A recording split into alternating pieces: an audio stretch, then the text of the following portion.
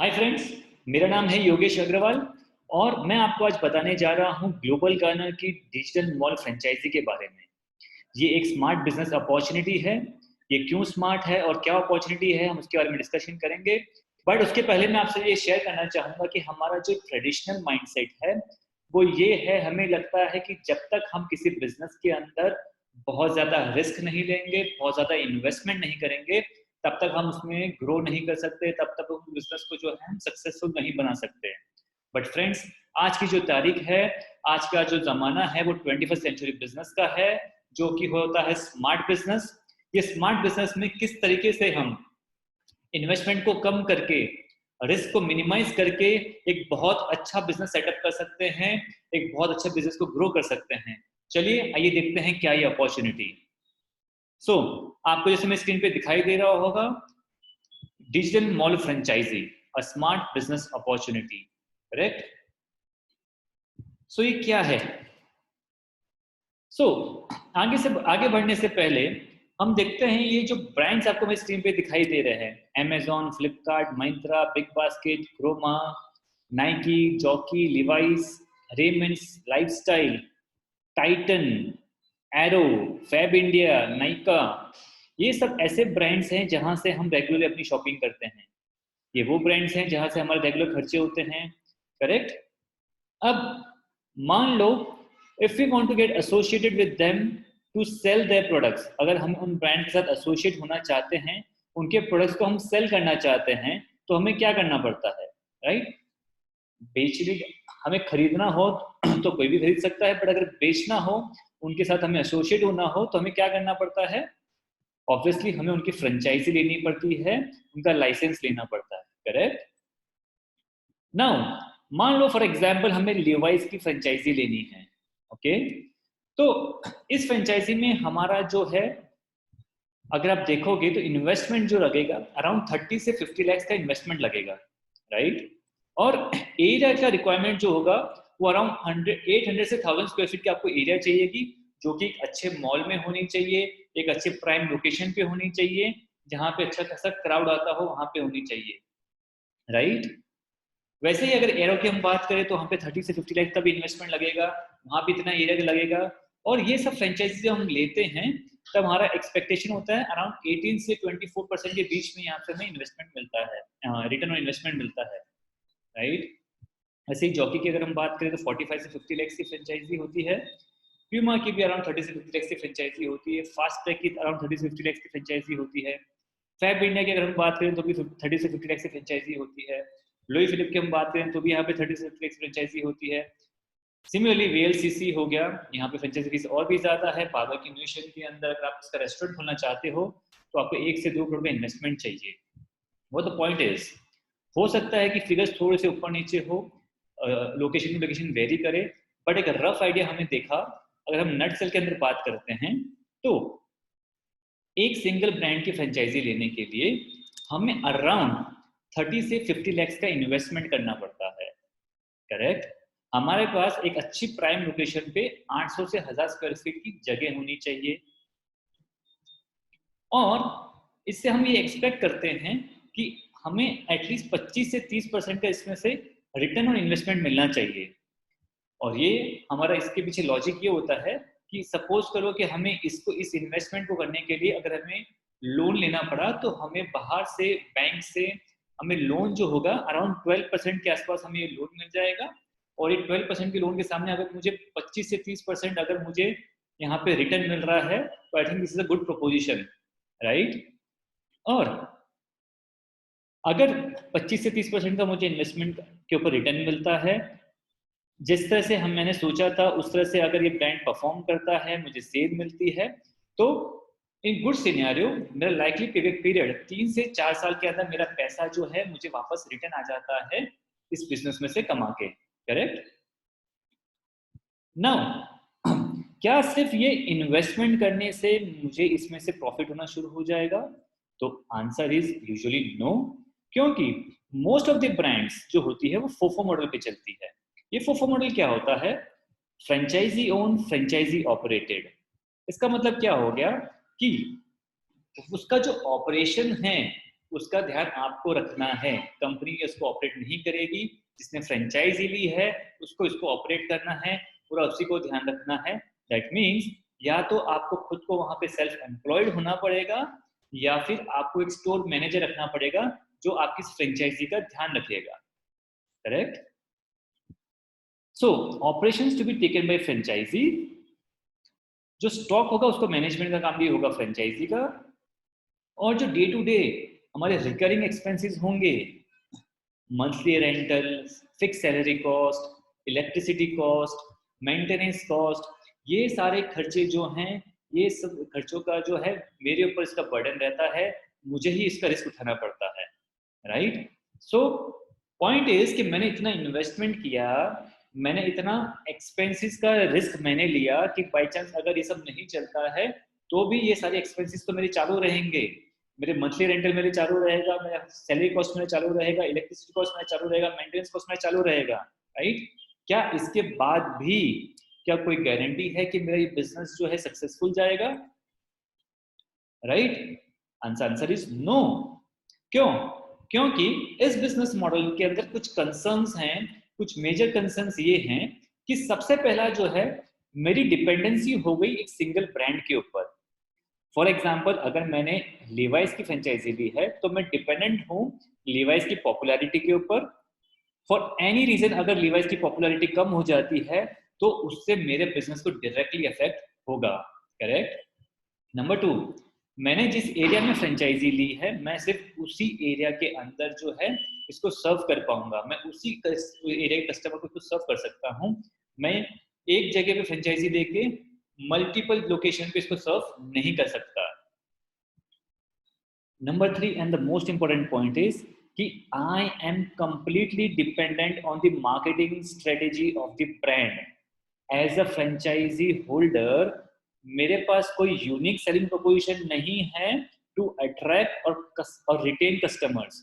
I am completely dependent upon that brand. Right? So मान लो कि आपने ये आइडेंटिफाई किया कि इस बिजनेस मॉडल के अंदर एक फ्रेंचाइजी जो है एक सिंगल ब्रांड पे डिपेंडेंट रहती है।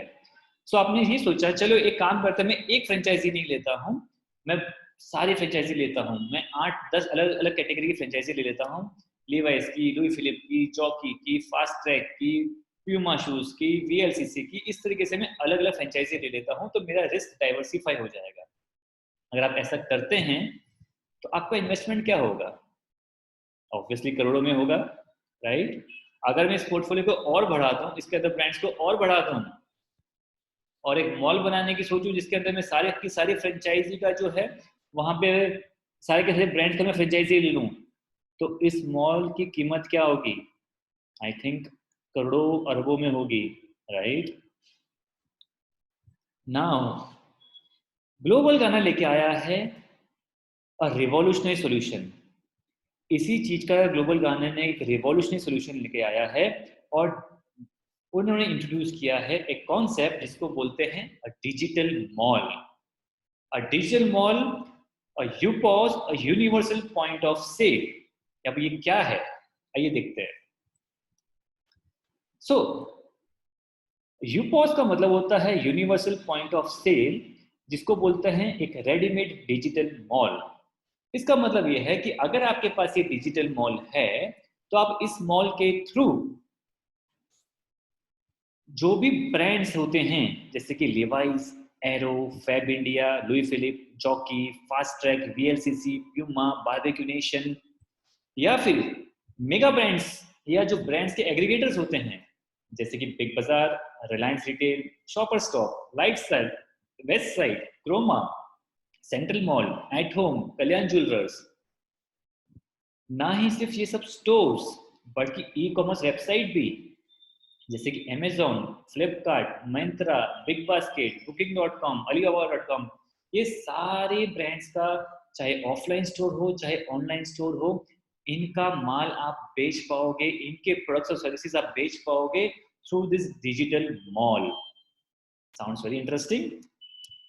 Now not only this renowned brands but आपके एरिया के जो लोकल ब्रांड्स हैं और जो लोकल स्टोर्स हैं वो भी आप इस डिजिटल मॉल के थ्रू आप उनकी प्रोडक्ट और सर्विसेज बेच पाओगे, चाहे वो ग्रोसरी स्टोर्स हो गया, मेडिकल स्टोर्स हो गया, क्लोथिंग स्टोर्स हो गया, इलेक्ट्रॉनिक स्टोर्स हो गया। नॉट ओनली दिस, आप इसी मॉल के थ्रू यूटिलिटी बिल्स का काम भी कर सकते हो, रिचार्ज का काम भी कर सकते हो, ट्रैवल टिकट्स का काम भी कर सकते हो, इंश्योरेंस का काम भी कर सकते हो, लोन का काम भी कर सकते हो, आईटी सर्विस भी प्रोवाइड कर सकते हो, मनी ट्रांसफर का काम भी कर सकते हो। इन शॉर्ट, ये है everything at one place, online plus offline. I know आपको अभी तक ये बात हजम नहीं हो रही होगी, but this is what we call a digital revolution, जहां पे ग्लोबल गार्नर ने इंट्रोड्यूस किया है एक रेडीमेड डिजिटल मॉल, जहां पे आप 20 करोड़ प्रोडक्ट और सर्विसेज जो है आप सेल कर पा रहे हो एक ही फ्रेंचाइजी, एक ही मॉल के थ्रू। और इस मॉल में आपको मिलेंगे 200 ब्रांड्स, 126 वेबसाइट्स और 30,000 से ज्यादा लोकल वेंडर्स ऑलरेडी इस मॉल में मौजूद हैं, और ये इकोसिस्टम दिन ब दिन बड़ा होता जा रहा है। तो जैसे जैसे इकोसिस्टम बड़ा होता जाएगा, वैसे वैसे इसके अंदर और भी ब्रांड्स का माल आप बेच पाओगे, और भी वेबसाइट्स का माल आप बेच पाओगे, और भी लोकल वेंडर्स का माल आप बेच पाओगे। करेक्ट? सो इस डिजिटल मॉल की खासियत क्या है? तो सबसे पहले से आके हमने देखा इसके अंदर ऑनलाइन और ऑफलाइन दोनों ब्रांड्स अवेलेबल हैं। ना ही कि सिर्फ मेगा ब्रांड्स, बल्कि आपकी लोकल वेंडर्स, लोकल ब्रांड्स भी आपको यहीं से मिल जाएंगे, आप उनके प्रोडक्ट्स यहीं से आप सेल कर पाओगे। और तो सबसे खास बात यह है कि इसके लिए आपको कोई भी फिजिकल स्टॉक मेंटेन करने की जरूरत नहीं है, और कोई ज्योग्राफिकल बैरियर भी नहीं है। मान लो कि अगर आप गुजरात में हो तो गुजरात में बैठकर आप दिल्ली में किसी को इसका माल सप्लाई कर सकते हो, आप तमिलनाडु में सप्लाई कर सकते हो। तो there is absolutely no geographical barrier. So in short, ये जो हमारे डिजिटल मॉल ओनर होते हैं, they are like a sales partner for all these brands and vendors registered in our digital mall. ये जितने भी ब्रांड्स, जितने भी वेंडर्स हमारे मॉल पे रजिस्टर्ड हैं, इन सब के हमारे डिजिटल मॉल ओनर बन जाते हैं सेल्स पार्टनर। इसलिए हमारा टैगलाइन है, अब सबका बिजनेस है अपना business. Wow! So the question जो आपके दिमाग में आना चाहिए कि ये कस्टमर्स क्यों डिजिटल मॉल से बाय करेंगे, right? Why would this customers buy through this digital mall? So customer के पास बहुत ही सिंपल दो चॉइस है। चॉइस नंबर 1, वो डायरेक्टली ब्रांड्स पे जाके ये शॉपिंग कर सकते हैं, और इसके वहां पे अगर वो ऐसा करते हैं तो उनको कोई एक्स्ट्रा बेनिफिट नहीं मिलने वाला है। लेकिन उनकी जो चॉइस नंबर 2 है कि अगर वो डिजिटल मॉल के थ्रू ये शॉपिंग करेंगे तो उनके जो खर्चे हैं वो अर्निंग में कन्वर्ट हो जाएंगे। Wow, this is something amazing. उनके जो खर्चे हैं वो अर्निंग में कन्वर्ट हो जाएंगे। अगर आपने हमारा वो सेशन अटेंड किया है यूजर बेनिफिट का, कि यूजर के कैसे खर्चे अर्निंग में कन्वर्ट हो जाते हैं, तो आप मेरी बात समझ पा रहे होंगे। और आपने हमारा वो सेशन अटेंड नहीं किया है तो आई रिकमेंड कि आप वो सेशन जरूर अटेंड कीजिए, उसकी रिकॉर्डिंग भी अवेलेबल है। सो आपको क्लियर होगा कि किस तरीके से ग्लोबल गार्नर ने एक रिवॉल्यूशनरी कॉन्सेप्ट लेके आया है, जहां पे वो आपके कस्टमर्स की स्पेंडिंग को अर्निंग में कन्वर्ट कर रहा है। सो फिलहाल मैं ये मान के चलता हूं कि आपने वो सेशन अटेंड किया है। तो अगर कस्टमर के पास में ये दो चॉइस है, तो आपको क्या लगता है कस्टमर कौन सा चॉइस करेगा? कोई बेनिफिट नहीं लेने वाला या अपने स्पेंडिंग को अर्निंग में कन्वर्ट करने वाला? Obviously the answer is choice number 2। So what is the strategy? अब डिजिटल मॉल ओनर को क्या स्ट्रेटेजी यूज करनी चाहिए टू इंश्योर कि उसके डिजिटल मॉल में से अच्छी खासी इनकम जनरेट हो? ओके, सो मैं आपको थोड़ा सा उसके बारे में बताऊंगा। Strategy number 1 is you need to expand your business across India by appointing 18 sub agents। आपको 18 सब एजेंट्स जो हैं अपॉइंट कर सकते हो एक डिजिटल मॉल की फ्रेंचाइजी लेके। दैट मीन्स आपने एक डिजिटल मॉल की फ्रेंचाइजी ली, आप इस डिजिटल मॉल का 18 एक्सटेंशंस और ले सकते हो एट 0 कॉस्ट, राइट? और ये जो 18 एक्सटेंशंस होंगे ये बन जाएंगे आपके 18 सब एजेंट्स जो आपको हेल्प करेंगे आपके बिजनेस को ग्रो करने में।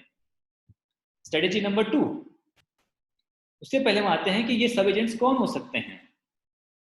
ये सब एजेंट्स हो सकते हैं आप ही के नियर एंड डियर वंस, कोई फैमिली मेंबर्स, कोई फ्रेंड्स, कोई रिलेटिव्स, कोई नेबर्स, कोई टीम मेंबर्स। ये हो सकते हैं ऐसे कोई लोग जो साइड इनकम ढूंढ रहे हो, जैसे कि कोई कॉलेज गोइंग जनरेशन, कोई वर्क फ्रॉम होम, कोई एक्टिव वुमन, कोई फ्रीलांसर्स, कोई नेटवर्कर्स। या ये हो सकते हैं ऐसे कोई लोग जिनके पास ऑलरेडी अच्छा खासा कस्टमर बेस हो, जैसे कि कोई वेंडर हो सकते हैं, आपके क्लाइंट्स हो सकते हैं, कोई ट्रैवल एजेंट्स हो सकते हैं, इंश्योरेंस एजेंट्स हो सकते हैं, रिटेल शॉप्स हो सकती है। जस्ट अंडरस्टैंड फ्रेंड्स, ये जो फॉर एग्जांपल ट्रैवल एजेंट्स हैं, उनके पास ऑलरेडी अच्छा खासा कस्टमर बेस होता है, 1000 लोगों का, 2000 लोगों का, 500 लोगों का। अभी तक वो सिर्फ उनको एक सर्विस प्रोवाइड कर रहे थे, दैट इज ट्रैवलिंग और हनीमून पैकेज और टूरिज्म व्हाटएवर। सो अभी तक उनको एक लिमिटेड सर्विस दे पा रहे थे, बट जब वो आपके डिजिटल मॉल के पार्टनर बन जाते हैं, आपके सब एजेंट बन जाते हैं, तो वो उन्हीं अपने एग्जिस्टिंग कस्टमर बेस को 20 करोड़ प्रोडक्ट और सर्विसेज सर्व कर पाएंगे और उनके एक्सपेंसेस को अर्निंग में कन्वर्ट कर पाएंगे, right. So first strategy is branch out anywhere in India. जहां पे भी आपका अच्छा होल्ड हो, जहां पे भी आप लोगों को जानते हो, वहां पे आप ब्रांच आउट कर सकते हो at zero cost, right. Now strategy number 2, strategy number 2 is add 3 customers per day for 1 month only। अगर हम सिर्फ ये स्ट्रेटेजी फॉलो करते हैं कि एक दिन में हमें सिर्फ 3 कस्टमर्स को ऐड करना है और ये काम हमें सिर्फ 1 महीने के लिए करना है, I think this is very practical. हमें कोई भी बिजनेस को सेटअप करने के लिए अगर मुझे सिर्फ इतना करना है कि मुझे सिर्फ 3 कस्टमर्स पर डे ऐड करने हैं और ये काम मुझे सिर्फ 1 महीने के लिए करना है, तो I think this strategy is very practical. अब अगर मैं ये स्ट्रेटेजी इंप्लीमेंट कर लेता हूँ, मैंने 18 सब एजेंट को जो है अपॉइंट कर लिया एट जीरो कॉस्ट, सब एजेंट को 1 भी रुपया नहीं देना है, और मैं 3 कस्टमर्स पर डे 1 महीने के लिए बनाता हूँ, तो इससे मेरा अर्निंग पोटेंशियल क्या होगा, आइए समझते हैं। तो ये मैं आपको दिखा रहा हूँ कुछ कमीशन के रेट्स। फॉर एग्जाम्पल, अगर सपोज कर लो कि आप जॉकी का प्रोडक्ट सेल करते हो डिजिटल मॉल के थ्रू, तो ग्लोबल गार्नर अपने डिजिटल मॉल ओनर्स को देता है 4% कमीशन ऑन एवरी ट्रांजैक्शन। वैसे ही अगर VLCC में करते हैं तो 13.5% देते हैं, यूएस पोलो में 9% देते हैं, सेंट्रल मॉल में 1.5% देते हैं, शॉपर स्टॉप पे 1.5% देते हैं, अपोलो मेडिसिन पे 1% देते हैं, फैब इंडिया में 3% देते हैं, आवर क्लब पे 1.5% देते हैं, बार्बर क्लिनिक 1.5% देते हैं। सो ये अलग अलग स्लैब है जहां पे आप देख सकते हो कि कंपनी जो है कमीशन प्रोवाइड करती है हमारे डिजिटल मॉल ओनर्स को। अब मान लो कि आपने जो है जो सब एजेंट अपॉइंट किया था, उसने आपकी स्ट्रेटेजी यूज की, टोटल उसके कस्टमर बेस हो गए 90। कैसे? 30 डेज के लिए, 1 महीने के लिए उन्होंने पर डे 3 कस्टमर्स को एनरोल किया, तो टोटल कस्टमर बेस हो गया उनका 90। अब ये जो आपका एक सब एजेंट है वो आगे और कस्टमर्स ऐड नहीं कर रहा है, जस्ट इन 90 कस्टमर्स के ऊपर ही फोकस कर रहा है, इनको ही सर्विस दे रहा है, राइट। अब हर कस्टमर का जो है monthly spending at least on an average 10,000 rupees तो होगा ही होगा, right. So total transaction per month जो इस डिजिटल मॉल के थ्रू होगा, that will be 90 into 10,000, that is 9 lakh, correct. So 9 lakh rupees का ट्रांजेक्शन हुआ पर मंथ। और हमने जो कमीशन स्लैब देखे थे, अगर हम मान लेते हैं कि ऑन एन एवरेज ज्यादातर जो है 1.5% कमीशन मिलता है डिजिटल मॉल ओनर्स को, तो उनका मंथली अर्निंग हो गया 13,500, करेक्ट। सो अब ये जो डिजिटल मॉल ओनर्स हुए, उनको कंपनी ने अलाउ किया था 18 सब एजेंट्स, करेक्ट। और 18 सब एजेंट्स का मतलब ये हो गया कि अगर एक एजेंट के थ्रू 13,500 की अर्निंग हो रही है, तो 13,500 into 18, दैट इज 2,43,000 हो गया मेरा monthly earning generated from this सब एजेंट्स। अब आपने सब एजेंट अपॉइंट किए हैं, और आपने अगर उनको ये बोला था कि जो भी हमारी अर्निंग होगी उसका हम 50-50 शेयर कर लेंगे, क्योंकि कस्टमर्स आप लेके आ रहे हो, क्योंकि सर्विस आप दे रहे हो, आप मेरा डिजिटल मॉल का यूज कर रहे हो, तो 50% शेयर आपका, 50% शेयर मेरा, राइट? तो इस केस में जो आधा अमाउंट होगा 1,21,500 वो चला जाएगा सब एजेंट्स को, और आपको as a digital mall owner, as a UPOS holder, आपको मिलेगा 1.21 lakh rupees. This will be your monthly income, this will be your lifetime income. मैं ये monthly income, lifetime income क्यों बोल रहा हूँ? क्योंकि जैसे आपको पता है कि कस्टमर के पास दो सिंपल चॉइस है कि जब भी वो खर्चा करेगा विदाउट बेनिफिट करेगा, या तो फिर हमारा कैशबैक का बेनिफिट करके करेगा। ऑब्वियसली अगर उसको कैशबैक मिल रहा है हमारे थ्रू जाने से, तो अपनी नेक्स्ट शॉपिंग, अपने हर महीने के खर्चे वो हमारे डिजिटल मॉल के थ्रू ही करना चाहेगा, राइट? सो ये आपके जो कस्टमर के जो आपके कस्टमर्स हैं, ये आपका कस्टमर बेस जो है परमानेंट कस्टमर बेस बन गया। ये हमेशा आपके थ्रू ही ट्रांजेक्शन करना चाहेगा और आपकी मंथली इनकम सेट हो गई, which is in this example is 1.21 lakh rupees। ये कम हो सकती है, ज्यादा हो सकती है, depending upon your performance, correct? आपने कितने सब एजेंट बनाए हैं, उन्होंने कितने कस्टमर्स बनाए हैं, वो कितने का ट्रांजेक्शन कर रहे हैं, डिपेंडिंग अपॉन दैट, ओके? अब सवाल ये आता है कि ये डिजिटल मॉल की वैल्यू क्या होगी, राइट? सो हम इस डिजिटल मॉल की एक इंट्रिंसिक वैल्यू निकालने की कोशिश करते हैं। सो हमने देखा कि इस डिजिटल मॉल में से हम पर मंथ 1,21,500 रुपीज इसमें से हम अर्न कर सकते हैं। इसका मतलब ये हुआ annually 1,21,500 into 12, that means around 14.58 lakh rupees per annum एक साल के अंदर मैं इसमें से कमा पा रहा हूं। और जैसे कि हमने देखा था कि यूजुअली हम कोई भी बिजनेस करते हैं तो हमारा एक्सपेक्टेशन होता है अराउंड 25 से 30% का आरओआई का, राइट? तो मैं मान के चलता हूं कि अगर हम उसका एवरेज पकड़ ले 27%, तो intrinsic value of digital mall हो गई 14.58 lakhs divide by 27% equals to 54 lakh rupees. इसका मतलब ये हुआ कि अगर मुझे एक पर्टिकुलर बिजनेस में से साल का 14.58 लाख रुपीस अर्निंग मैं कर पा रहा हूं और मेरी एक्सपेक्टेशन 27% आरओआई की है, तो उस बिजनेस में मैं 54 लाख रुपीस इन्वेस्टमेंट करने के लिए रेडी हूं, राइट? तो 54 लाख रुपीस में इन्वेस्टमेंट करूंगा, 27% मुझे इसके अंदर आरओआई मिलेगा, दैट इज 14.58 लाख रुपीस इसमें से मैं अर्न करूंगा। सो अगर मैं अर्निंग पॉइंट ऑफ व्यू से अगर देखता हूं, तो इस डिजिटल मॉल की जो वैल्यू होनी चाहिए, a genuine value should be 54 lakh rupees, right? But the good point is because this is a smart business, इसकी वैल्यू जो है that is 5.4 lakh rupees only। ज्यादा लग रहा है? Correct। इसकी जो वैल्यू है that is not even 5.4 lakh rupees, the value is only 54,000 rupees plus 18% GST, and this is what we call a digital revolution। जो 54 लाख रुपीस का बिजनेस है उसको लेके आ गया है ग्लोबल गाना सिर्फ 54,000 रुपीस के अंदर। इस 54,000 रुपीस में आप 200 ब्रांड का माल बेच पा रहे हो, आप सारी पॉपुलर वेबसाइट्स का माल बेच पा रहे हो, आप अपने आसपास के लोकल वेंडर्स का माल बेच पा रहे हो, और इसमें से जनरेट कर पा रहे हो एक हैंडसम इनकम, जैसे कि अभी हमने समझा था। बट मैंने आपसे ये प्रॉमिस किया था कि क्यों ये स्मार्ट बिजनेस है, इसको मैं अभी प्रूव करके दिखाऊंगा। सो सबसे पहले तो हमने देखा कि ये वन टाइम इन्वेस्टमेंट है, और मजे की बात ये है कि इसमें कोई भी रिन्यूअल, कोई भी मेंटेनेंस फीस नहीं है। ये एक आपका वन टाइमर इन्वेस्टमेंट है। आपको इसको मेंटेन करने का, इसको रिन्यूअल करवाने का कोई भी चार्जेस नहीं देना है। Everything will be taken care by Global Gardener, right? Now अगर आपको पता हो ये डिजिटल मॉल जो होता है, जो आप खरीदते हो, तो 54,000 जो आप इन्वेस्टमेंट कर रहे हो उसके सामने कंपनी आपको 54,000 की जीजी कॉइन भी देता है। एक जीजी कॉइन की वैल्यू होती है 1 रुपी। अगर आपने हमारा यूजर वाला सेशन अटेंड किया होगा तो आपको पता होगा कि जीजी कॉइन कितने वैल्यूएबल होते हैं और कैसे एक जीजी कॉइन की वैल्यू 1 रुपी होती है।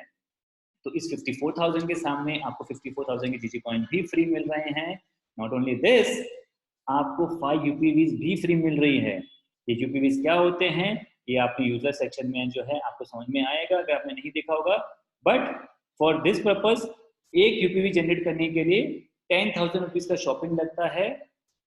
इसका मतलब 5 यूपीवी जनरेट करने के लिए 50,000 रुपीज का शॉपिंग लगता है।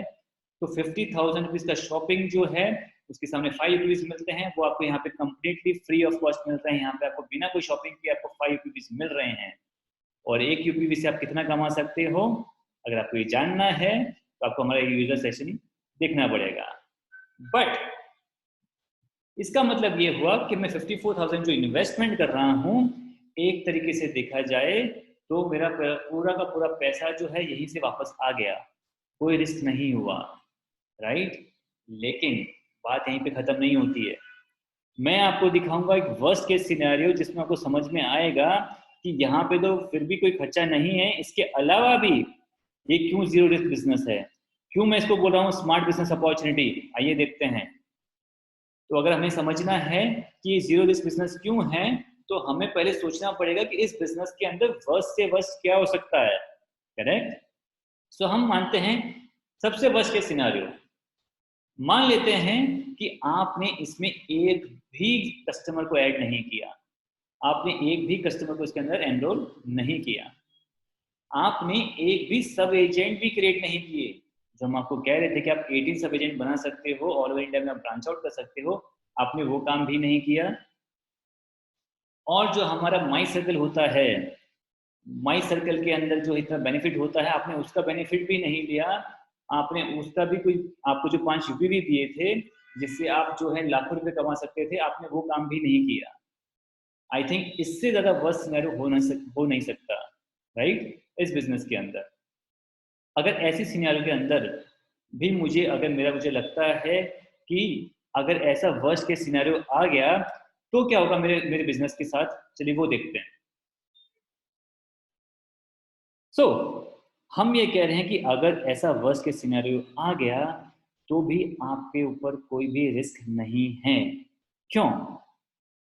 क्योंकि फ्रेंड्स हम चाहे कस्टमर्स को ऐड करें ना करें हम उसको भूल जाते हैं, बट हमारी ज़िंदगी में हमारे कुछ नियर एंड डियर वंस होते हैं, हमारे फैमिलीज, हमारे फ्रेंड्स, हमारे रिलेटिव्स, हमारे नेबर्स, हमारे सोशल ग्रुप, हमारा ऑफिस ग्रुप।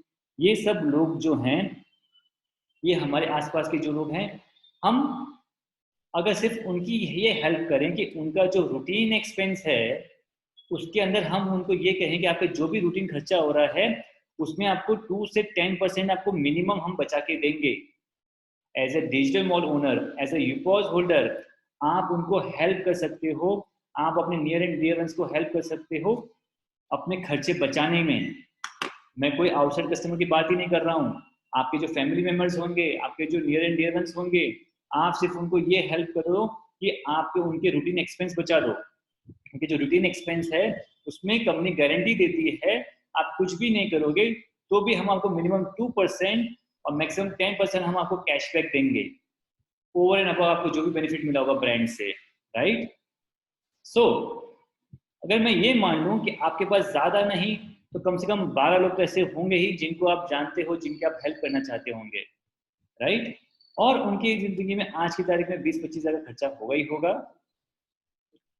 तो इसका मतलब ये होगा कि मंथली जो है 12 into 25,000 3 लाख रुपीस जो है ये आप जो है हर महीने ट्रांजैक्शन कर रहे हो। और जैसे कि हमने देखा कि कंपनी आपको ऑन एन एवरेज कमीशन देती है 1.5%, करेक्ट। सो 1.5% आपको कमीशन देने का मतलब ये हो गया कि मंथली आप इसमें से कमा पा रहे हो 4,500 रुपीज। और इसका मतलब ये हुआ ईयरली आप कमा पा रहे हो 4,500 into 12 54,000 रुपीज। इसका मतलब ये हुआ कि मैंने कुछ भी नहीं किया, सिर्फ अपने नियर एंड डियर वंस के खर्चे बचाए, उनकी नज़र में मैं हीरो बना, उनको सिर्फ मैंने हेल्प किया और मैंने इसमें से कमा लिया 54,000 rupees in a year. That is 100% ROI। That means this is a zero risk business, जहाँ पे एक भी मैंने कस्टमर को ऐड नहीं किया है, एक भी सब एजेंट नहीं बनाया है, और माई सर्कल में कोई पार्टिसिपेशन नहीं किया है, कोई रेफरल नहीं, कुछ नहीं, जस्ट अपने नियर एंड डियर वंस को हेल्प करके उनका खर्चा बचा के मैं ये बिजनेस में से जीरो रिस्क हो गया। अगर आप ये कहते हो कि हमारा मंथली खर्चा 25,000 नहीं है, मान लो 10,000 होगा, 15,000 होगा, तो एक साल में नहीं तो 2 साल में आपका पैसा वापस आ जाएगा, बट पैसा तो आ ही जाएगा। So this is completely a zero risk business, right? So इसलिए हम कहते हैं कि this is a best business opportunity at zero risk, generating lifetime income with peanut investment. I think इतने इन्वेस्टमेंट में तो एक चाय का गल्ला भी शुरू नहीं हो सकता है, और यहाँ पे आप इतने रिनाउंड ब्रांड्स का माल, इतने मेगा ब्रांड्स का माल, इतने पॉपुलर वेबसाइट्स का माल, अपने आसपास की दुकानों का माल बेच पाएंगे और अपने कस्टमर्स की जिंदगी को भी संवार पाएंगे। So this is my recommendation to you, book here Digital Mall today and be a smart digital entrepreneur. Book now. Thank you so much.